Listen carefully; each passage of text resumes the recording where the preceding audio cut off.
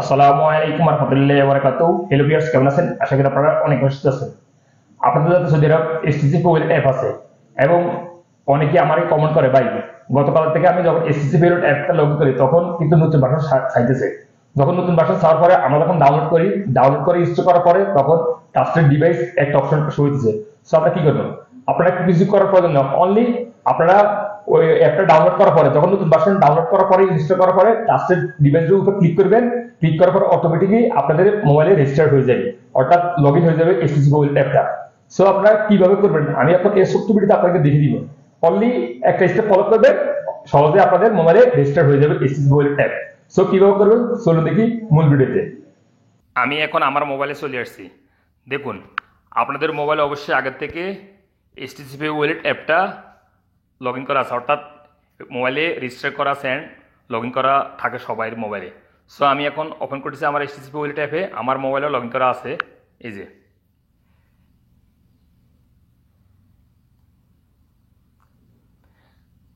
দেখুন, আমি যখন আমার এইচটিসি ওয়ালেট অ্যাপটা লগ ইন করার জন্য অ্যাপটা ওপেন করছি তখন এরকম ইন্টারফেস আছে।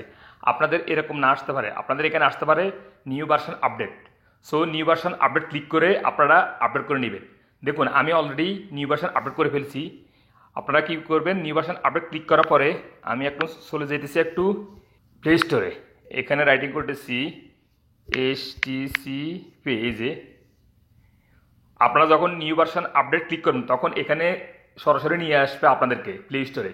এখানে লেখা থাকবে নিউ ভার্সন আপডেট। সো আপনারা আপডেট করে নেবেন। আমি অলরেডি আপডেট করে ফেলেছি। সো আমি এখন ওপেন করতেছি, এই যে ওপেনের উপর ক্লিক করতেছি। এখন আমি আমার পাসপোর্টটা এন্ট্রি করতেছি। যখন আপনারা নতুন ভার্সনটা আপডেট করবেন, আপডেট করার পরে যখন লগ ইন করার জন্য পাসপোর্টটা এন্ট্রি করবেন তখন আপনার সামনে এরকম ইন্টারফেস হয়ে যাবে, রেজিস্টার এ ট্রাস্টেড ডিভাইস, এরকম শো হয়ে যাবে। সো আপনারা কি করবেন? এখানে নিচে দেখতে পাবেন ভেরিফাই ইউর ডিভাইস, এটার উপর একটা ক্লিক করে দিবেন। তারপরে আপনার সামনে এরকম ইন্টারফেস হয়ে যাবে। দেখুন, device registered, your device has been successfully registered as your trusted device, click continue to complete your profile. So এখানে নিচে ক্লিক করে দিবেন কন্টিনিউর উপর।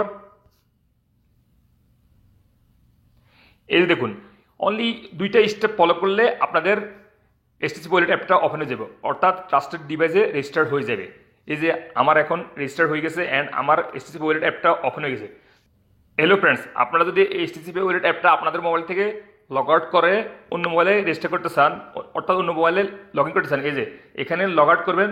লগ আউট করার পর অন্য মোবাইলে যখন আবার ওপেন করবেন তাহলে আবার এরকম অপশন শো হবে ট্রাস্টেড ডিভাইস।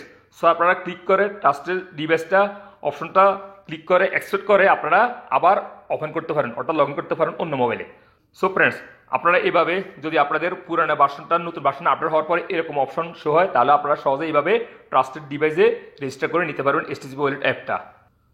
সো ফ্রেন্ডস, আজ এ পর্যন্ত। দেখা হবে সৌদি আরব এরকম অন্য কোনো শিক্ষামূল্য ভিডিওতে। সে পর্যন্ত ভালো থাকবেন। আল্লাহ হাফেজ, বাই বাই।